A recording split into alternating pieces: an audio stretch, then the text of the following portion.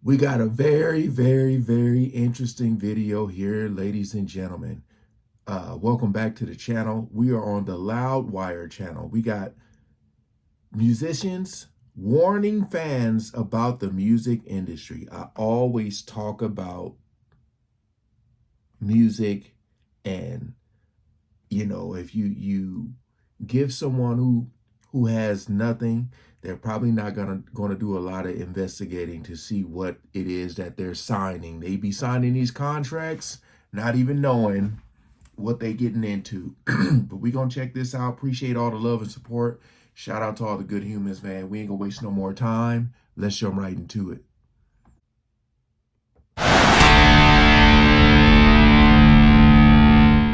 Yeah, the music business plays this Jedi mind trick on you where the whole thing's set up to be rapacious and take advantage of your weakness. If you get success and you have leverage, they'll get out of your way because you're making them a lot of money. But the minute you're not making them as much money, then they step in and they start playing these Jedi mind tricks on you.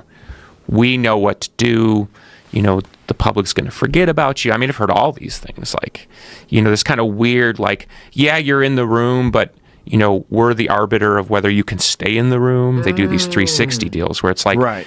If you get a perfume deal, like your whole world, they own you. We own a piece of your whole world. Damn. And fame is such a great quotient in American life now that you can see where kids would trade fame and be willing to give away like the profit part. Look no further than the deals that the record labels cut with the streaming services. They got into ownership equity deals with the streaming services in an arrangement for them to have an equity position. They agreed to very low rates for the artist's music. But as Spotify and the other streaming services raise up in their equity position, the labels benefit. So the labels pimped out their own artist to take a greater equity position in a rising business. One thing that did happen during the 60s was some music of an unusual or experimental nature did get recorded and did get released. Now look at who the executives were in those companies at those times. Not hip young guys. These were cigar-chomping old guys who looked at the product that came and said, I don't know. Who knows what it is? Record it, stick it out. If it sells, all right.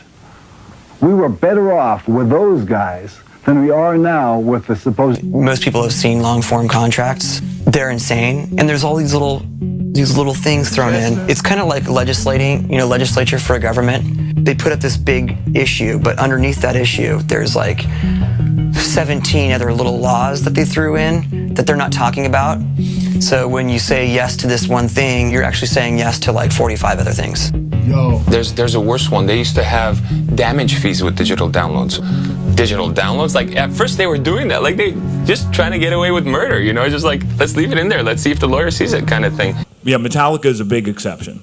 But a lot of metal bands you've heard of that you consider very successful metal bands are in situations where they need to diversify.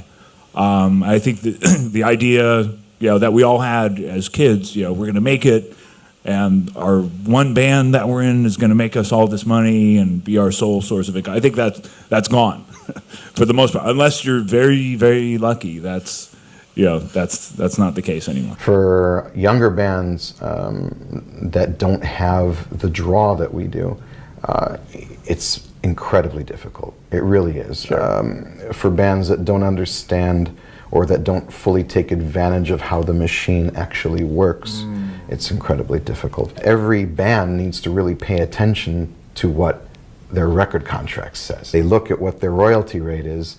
If you realize you're getting 0.07 cents for every stream, and your contract only says that you get 15 points on the record after you've recouped everything. There's a lot of zeros after that decimal. Exactly. So it just keeps on being reduced and reduced and reduced and reduced, and you have to really pay attention to it.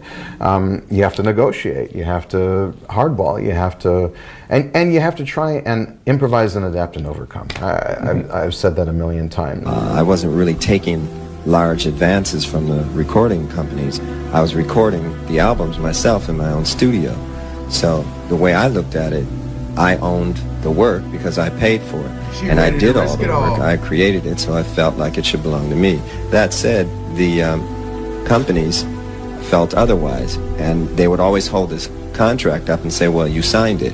And I say, well, I understand that. It's not like I want to leave. I just want to, talk about this thing and see if we can't make it more fair. Of course, they wouldn't change, because if they changed, they wouldn't really exist. It shouldn't be a situation where they own the album or the work. We're talking about intellectual copyright. If they're going to be indeed a delivery service, then that's fine. But even FedEx doesn't say that they own the thing that they ship. When I first started, I came into it with such a sense of idealism that music was ultimately, which it is, an expression of your soul. 2 months into my first professional thing, I realized that it's a really ugly industry, like any industry would be. I'm sure logging or any industry is ugly when you start getting into the money of it. But music, in a way, more so, because it's monetizing something that is your passion. I'm an independently owned artist. I kept my publishing. All the things that I could have done smart, believe it or not, I learned from street level in what I call bar none, the music business. I have some great friends, but bar none is the sleaziest business in the world. It's a business where there's 50 ways to get rich and rock the world, and there's 50 ways to get screwed from just one incident. The music industry it is a joke. Every band that they signed, they tried to make sound like the last band to perpetuate this myth of that's what music should be. That bit them in the ass, because now we're down to watching literally America's best fucking singer or Dancing with Singers or whatever the fuck reality shit they got going as our source of popular music. But we still don't get fucking paid for anything we do, and we travel around town to town hoping for scraps of food and shit. Again, the biggest thing I took away from this video is signing that contract. Once you sign, it's over. It's over. Like a lot of these dudes are young. These people notice their talent, however they're discovered. They notice their talent, and they say, we can work with this dude. And it goes from working with this dude to working this dude. They know you got a contract and you got that money. When you see that money, the contract get blurry. All of a sudden, you don't want to read it. You just know, like, they about to give you like $100,000 or something like that. And you're just like, oh yeah, this is going to change everything for me. Sign my name. Next thing you know, about time you see that money and you go and try to, I feel like your average person who comes from nothing is going to go buy something fancy, not really invest. They're not really going to invest. They're going to get something fancy, something that they never had always wanted. And next thing you know, you owe money. A lot of these artists they can put out, I don't know how many albums before they actually start to actually get money because of those deals they do. That's why they say a lot of artists, that are older are still touring.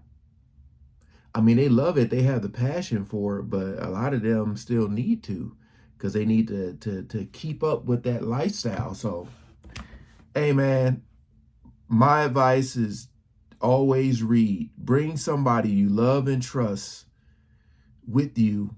Make sure you read and understand what you are signing, And shout out to all the people who got their masters, because to own your music, to own what you love to do, there's no greater joy. All right, peace out.